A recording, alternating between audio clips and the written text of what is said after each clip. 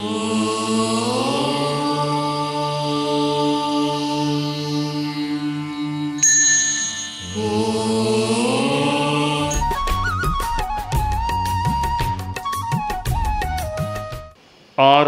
वाङ्मय में कहा गया है, तेणे जहाँ संधि मुहे गही सकमुणा किच्चई पावकारी एवं पया पच्च इहं चलो कडान कम्माण नमोख अथि आश्रय। एक सिद्धांत है कि जैसा कर्म आदमी करता है, प्राणी करता है, उसके अनुसार ही उसको फल मिलता है।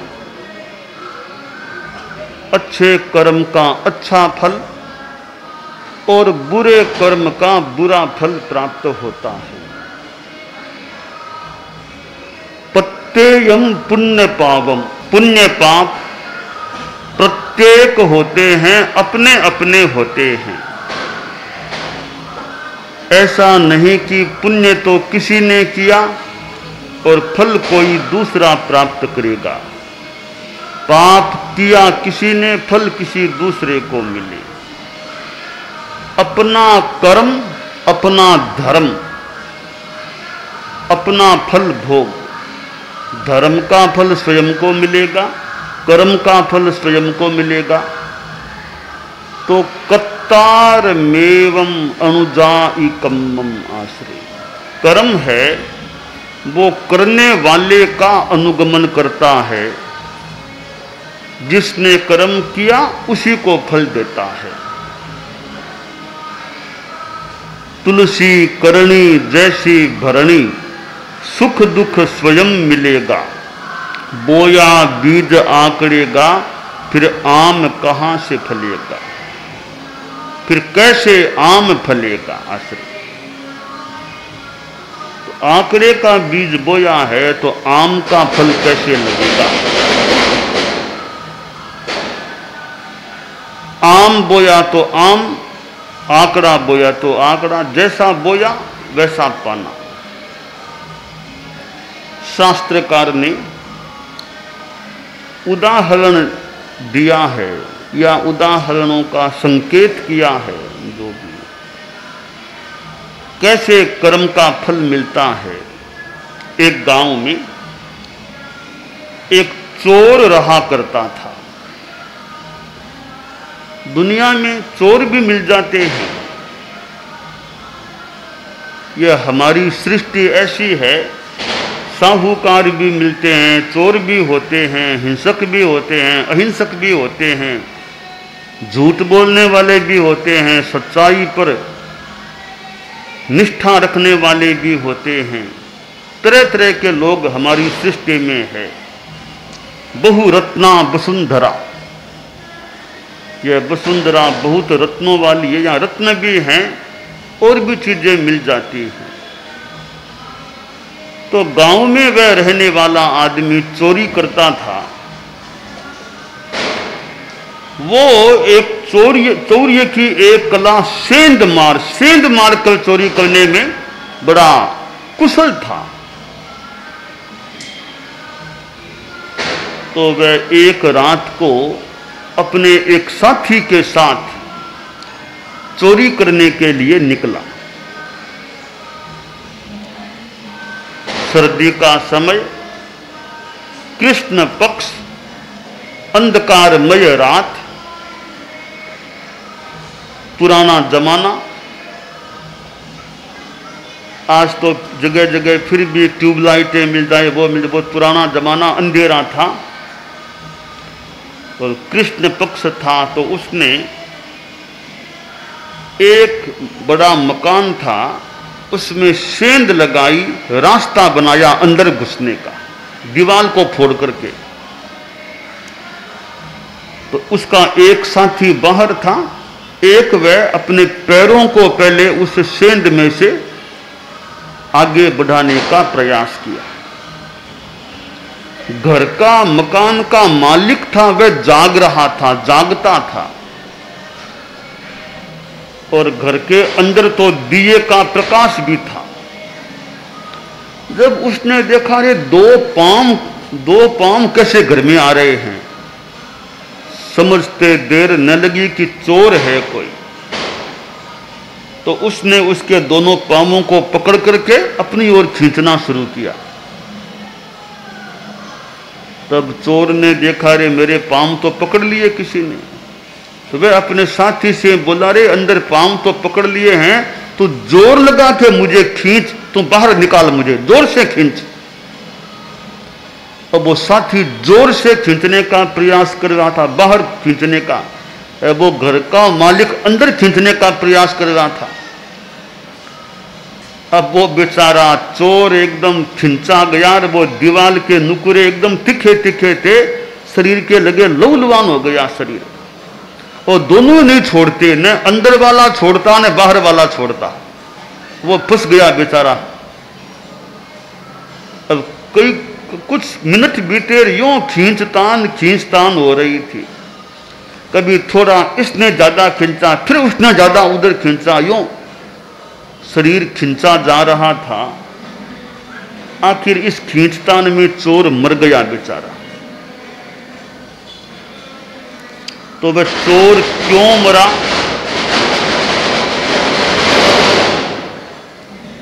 क्योंकि खुद ने चोरी के पाप का प्रयास किया था। स्थूल व्यवहार में देखें, चोरी का पाप करने का प्रयास किया था, तो शरीर कट गया, छिल गया, और आखिर वह मर गया। तो खुद ने पाप किया और खुद ने फल भोग लिया। एक दूसरा उदाहरण है ये सेंध मारने की चोरी का। एक और गांव में चोर था, वो भी सेंध मार था। एक घर में सेंध लगाई, अंदर घुसा और सोना चांदी निकाल करके पोटली बांध के वापस निकल गया, लेकर के आ गया, घर आके सो गया। अब सवेरे मकान मालिक उठा, देखा रे सेंध मारी पड़ी है, सोना चांदी भी गायब है, लगता है कोई चोर आया है, मेरा सोना चांदी ले गया। पुलिस को सूचना दी गई कि भी ऐसे चोरी हो गई है, सोना चांदी गया, सोना चांदी गायब है मेरा। पुलिस लोगों ने कहा ठीक, हम खोज करने का प्रयास करेंगे, चोर किसने चोरी की है। तो वो पुलिस के 2-4 आदमी घूम रहे थे मकान के आसपास, और भी मोहल्ले के लोग इकट्ठा हो गए, बातें हो रही थी कैसे सेंध मारी। वो जो चोर था उसने सोचा मैं भी जाऊं, देखूं क्या हालचाल है, लोगों में क्या चर्चा हो रही है। वो भी वहां आ गया और उन लोगों के साथ जहां चर्चा हो रही थी, पुलिस के लोग भी खड़े थे, वो भी वहीं खड़ा हो गया। पुलिस बड़े दक्ष थे चोर को पकड़ने में, खोजने में। अब गांव के लोग आपस में बात कर रहे थे, चोर है तो बड़ा दक्ष, बड़ा कुशल है, कैसे सेंध मारी है, छोटी सी सेंध है, कैसे अंदर घुसा, फिर सोना चांदी की पोटली लेकर कैसे वो बाहर निकला, लगता है पोटली को पहले बाहर फेंका होगा, फिर वो निकला होगा, ऐसा किया होगा। यूं बातें कर रहे थे कि है तो बड़ा होशियार चोर, छोटी सी सेंध में से कैसे वो घुसा, कैसे निकला, और कैसे पीछे से दीवार को फोड़ा, इस मकान के ऊपर चढ़ा होगा, नीचे उतरा होगा, फिर दीवार को फोड़ा होगा, कैसे किया है इसने। है तो कोई बड़ा होशियार चोर, इसकी तो लखदाद की बात है, चोर बड़ा होशियार है। उसकी कमर कैसे अंदर घुसी होगी, यूं लोग बातें कर रहे थे। वो चोर भी वहीं खड़ा था।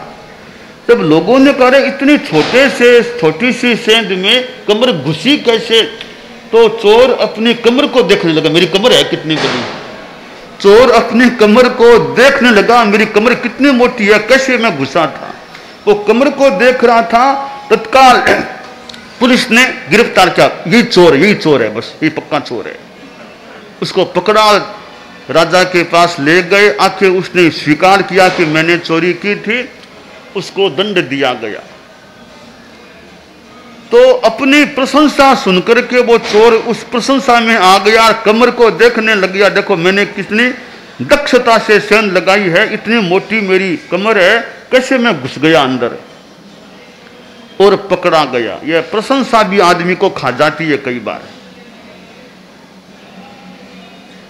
तो क्यों पकड़ा गया? चोरी भी की थी, साथ में कुछ प्रशंसा में राग भाव भी आ गया लगता है, पकड़ा गया। तो अब खुद ने कर्म किया, खुद को भोगना पड़ा। तो यह कर्मवाद का सिद्धांत है। तुलसी करनी जैसी भरणी, सुख दुख स्वयं मिलेगा, बोया बीज आकड़ेगा, फिर कैसे आम फलेगा। तो आदमी को यह ध्यान देना चाहिए कि मैं पाप कर्मों के करने से, पाप कर्मों के आचरण से अपने आप को बचाने का प्रयास करूं। दूसरों को जो दुख देता है, तकलीफ देने का प्रयास करता है, वह मानो खुद के लिए दुख तकलीफ तैयार कर लेता है। जैन दर्शन में 8 कर्म बताए गए हैं, ज्ञानावरणीय, दर्शनावरणीय, वेदनीय, मोहनीय, आयुष्य, नाम, गोत्र, अंतराय, 8 कर्म हैं। इन 8 कर्मों में हमारे जीवन का सारा ढांचा, सारा व्यक्तित्व हमारा इन 8 कर्मों में निहित है। आदमी का शरीर कैसा होगा, यह भी कर्म के अंतर्गत सब निहित है। कौन सा आदमी किस प्रकार का बनेगा, किसका कितना जीवन काल होगा, यह भी कर्मवाद के अंतर्गत सब निहित है। आदमी ज्ञानी होगा कि मूर्ख होगा, वो भी कर्मवाद में निहित है। यानी हमारा सारा जीवन का ये क्रम, व्यक्तित्व, कर्तृत्व मानो कि इस कर्मवाद के अंदर छिपा हुआ है। कैसे जीन होते हैं, जैसे कर्म वैसे जीन भी हो सकते हैं, एक बड़ा सिद्धांत है कर्मवाद का। तो एक आदमी ज्ञानी है, इसका मतलब उसका ज्ञानावरणीय कर्म हल्का पड़ा है या क्षीण हुआ है। केवल ज्ञानी है तो क्षीण हो गया, बाकी केवल ज्ञान से पहले का ज्ञानी आदमी है तो ज्ञानावरणीय कर्म का क्षयोपशम हो गया, हल्का पड़ गया, तब आदमी ज्ञानी बनता है। एक बच्चा बड़ा बुद्धिमान होता है और दूसरा बच्चा बड़ा मूर्ख, कम समझ वाला होता है। इसका मतलब दोनों के कर्मों का फर्क है। एक ने कोई ज्ञानावरणीय कर्म का विलय किया है, दूसरे के ज्ञानावरणीय का ज्यादा उदय है। एक आदमी बड़ा स्वस्थ है, शरीर मजबूत है, सक्षम है, बड़ा परिश्रम कर सकता है, शरीर में साता है, बीमारी नहीं, तकलीफ नहीं, इंद्रियां भी सक्षम हैं। इसका मतलब है उसके साथ वेदनीय का उदय है, इसलिए वह स्वस्थ है, मजबूत है। एक आदमी बीमार रहता है, रुग्ण रहता है, शरीर से अक्षम है, इसका मतलब उसके असात वेदनीय कर्म का उदय है। एक आदमी का शरीर बड़ा सुंदर है, वाणी में बड़ा तेज है, कोई बात कह देता है तो लोग उसकी बात को इज्जत देते हैं, तवज्जो, सम्मान देते हैं, स्वीकार कर लेते हैं। एक आदमी 5 बार भी कह दे, लोग उसकी बात पर ध्यान नहीं देते। एक आदमी गीत गाएगा, एक और गाइए, एक और गाइए, लोगों की मांग होगी। दूसरा कोई गाएगा, लोगों की इच्छा नहीं कि और गाए, बस ठीक है बहुत गा दिया। यह हमारे पुण्य पाप का फर्क है। पुण्य का उदय है तो शरीर का सौंदर्य होता है, अच्छा व्यक्तित्व, आकर्षक व्यक्तित्व होता है, बात का बड़ा प्रभाव होता है। पाप का उदय है तो शरीर भी बेढंगा सा होता है, कुरूप होता है आदमी, उसकी बात को भी लोग स्वीकार नहीं करते हैं, बेइज्जती हो जाती है। यह उसके पाप का उदय है। जो आदमी सरल होता है, अहंकार नहीं करता, अच्छा काम करता है, उसके पुण्य का बंध हो जाता है। एक आदमी अहंकारी है, कुटिल है, धोखेबाज है, उसके पाप का बंध हो जाता है। धोखा बार बार देना, झूठ बोलते रहना, ऐसे कर्मों से आदमी मर करके पशु आदि की योनि में जाकर के पैदा हो सकता है। वो सेठ दुकान में बैठा था, एक बकरा बार बार आ रहा था, सेठ वापस निकाल रहा था, फिर वो बकरा घुस रहा था, वो फिर बकरा आ गया तो सेठ उठा और 2-3 लाठी की जमाई बकरे के माथे में। बकरा बो बो बो बो करता बेचारा भाग गया। उस दुकान के सामने कोई साधु जी ठहरे हुए थे, उपाश्रय था, साधुओं का ठिकाना था। वो बड़े साधु जी घूम रहे थे अपने उपाश्रय में। उन्होंने देखा बकरे को पीटा, निकाला, तो साधु को थोड़ी मुस्कुराहट आ गई, हंसी सी आ गई। तो सेठ ने देखा, रे साधु जी महाराज मुझे देख करके आज हंसे हैं, क्या बात है। सेठ गया साधु के पास कि बाप जी महाराज आज आप हंसे क्यों, मुझे देख करके क्या बात हुई।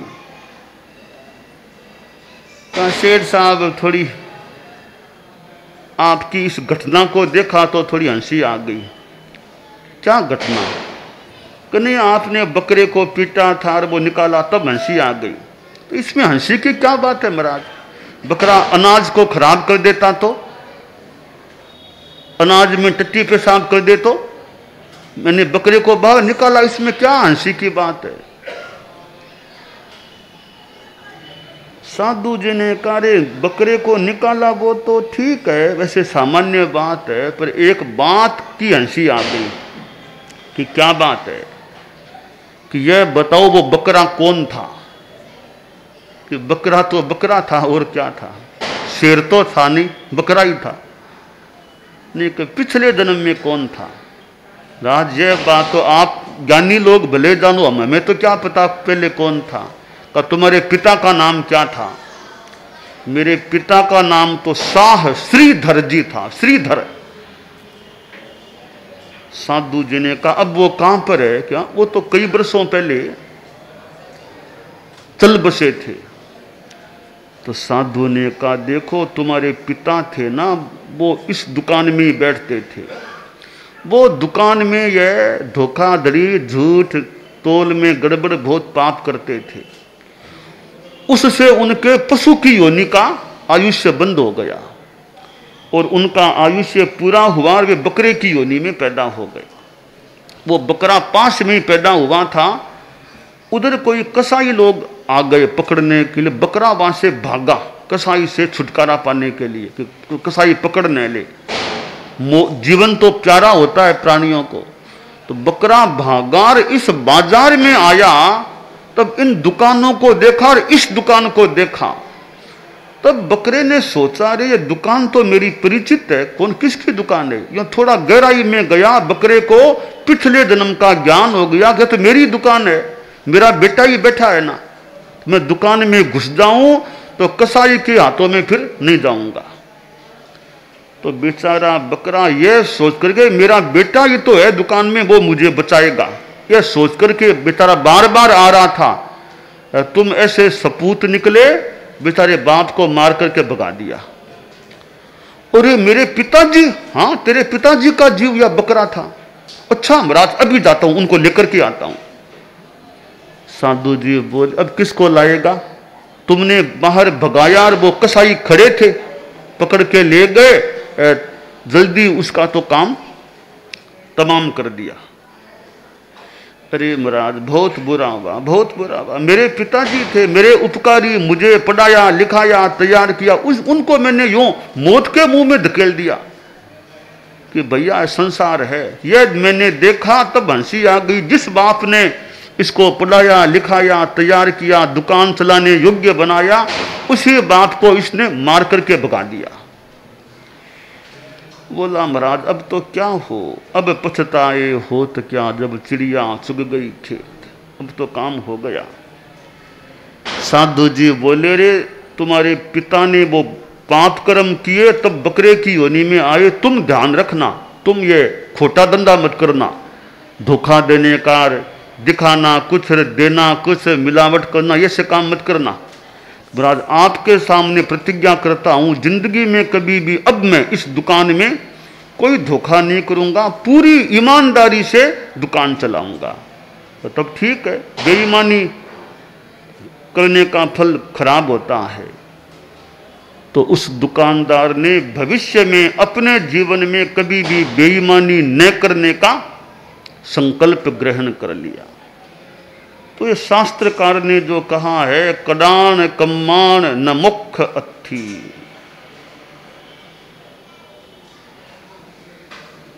किए हुए कर्मों से छुटकारा नहीं मिलता, या तो भोगना पड़ेगा या तपस्या से क्षीण करो, जो भी विधि विधान है उसके अनुसार कर्मों का फल भोगना पड़ता है। तो हमें चाहिए हम पाप कर्मों के बंधन से अपनी आत्मा को बचाने का प्रयास करें, सन्मार्ग पर चलते रहें।